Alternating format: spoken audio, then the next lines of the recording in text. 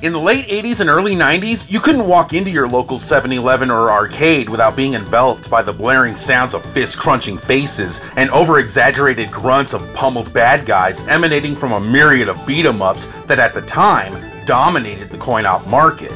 Popularized by the highly influential Double Dragon and then later Final Fight, beat-em-ups were a dime a dozen, with the majority of them being fairly mediocre or even downright terrible.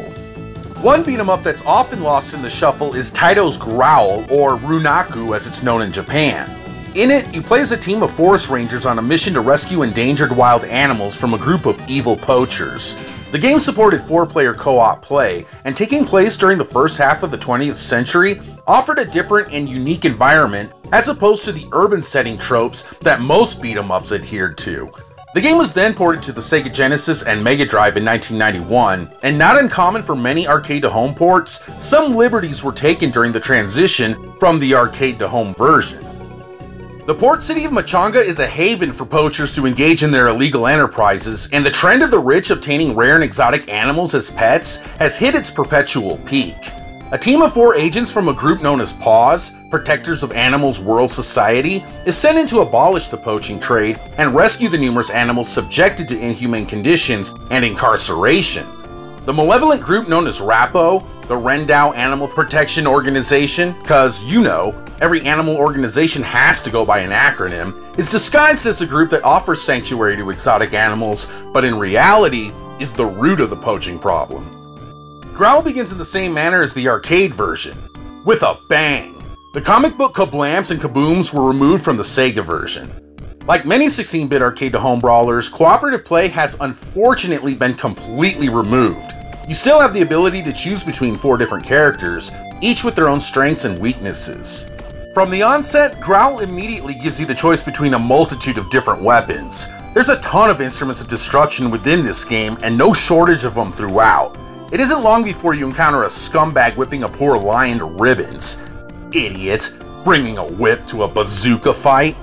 You're often surrounded by thugs ready to administer a thorough ass whooping. You have regular attacks at your disposal in the form of punches and kicks, jump attacks, and similar to Final Fight, an emergency melee maneuver which gets you out of a pinch at the cost of some health.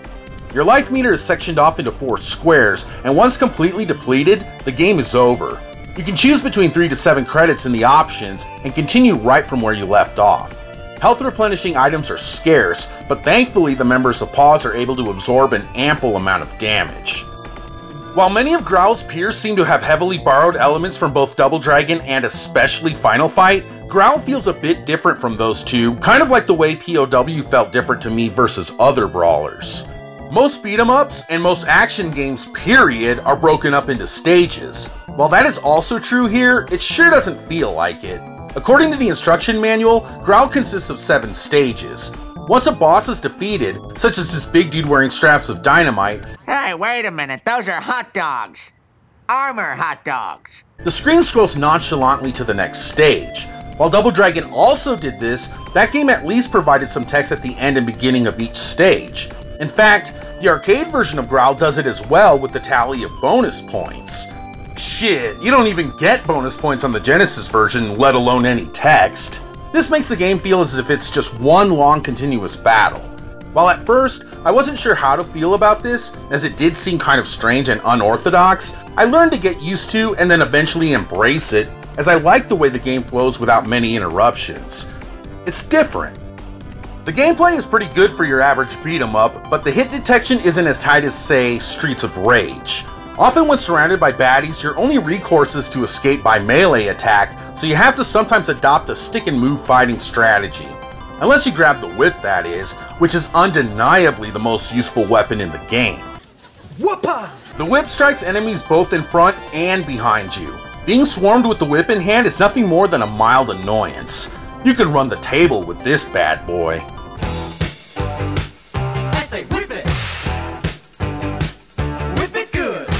And when a weapon is dropped, it can be picked up and reused as long as you can hold on to it, save for guns and bazookas. You know, weapons with ammunition. The only way you'll lose a weapon for good is if you fail to retrieve it before it disappears after several seconds. If you can hang on to the whip for the majority of the game, the 1%ers are going to have to find other ways to show off to their affluent and pretentious acquaintances. The visuals in Growl are a bit drab in the city, jungle, and cave settings, but it actually fits the theme of the game well and looks fairly close to its arcade counterpart. But one thing that seemed to be unnecessarily changed in the Genesis version is the time period in which Growl takes place. The arcade version is set during the first half of the 20th century, around the same time as Indiana Jones. Hell, two of the characters from Growl look just like Indy, don't they?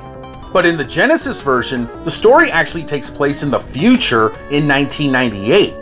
Yeah, the old-timey trains and attire that the enemies don in the game just scream 90s, don't they? Why was this done? The arcade narrative seems much more intriguing for the fact that Growl takes place during an entirely different time period versus your stereotypical beat-em-up. The music, on the other hand, is nothing special, although it does complement the game well. While the soundtrack is nothing I would listen to during my free time, the mid-tempo and sometimes tranquil tunes played throughout Growl grew on me, and I actually prefer some of the 16-bit renditions over the arcade ones. That's pretty uncommon for me.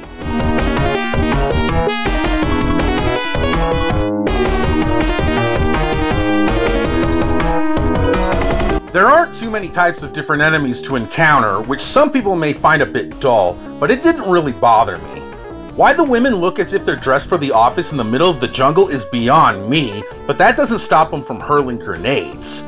Gotta love that meat shower. Thankfully though, the animals that you rescue will sometimes assist you in your plight against Rappo.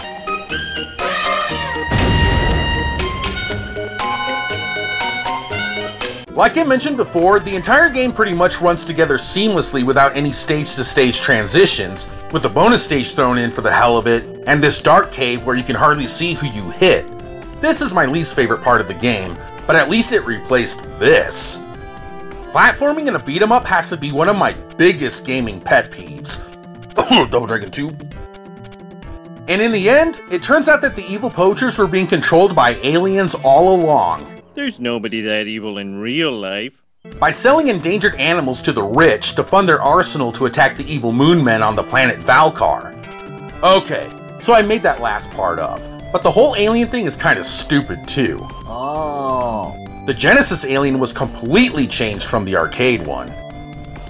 Growl is a bit on the easy side. Even on hard difficulty, I was still able to beat the game drunk with 3 credits. The game feels a bit short as you're playing it, most likely due to the quick pace of the game, but is usually completed within 40 minutes. Jumanji!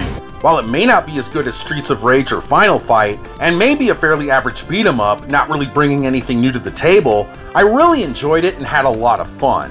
It's a fairly decent arcade port. Unfortunately, the price of this game is something to growl at, and unless you're a die-hard brawler fanatic, I can't recommend it for what it's going for these days.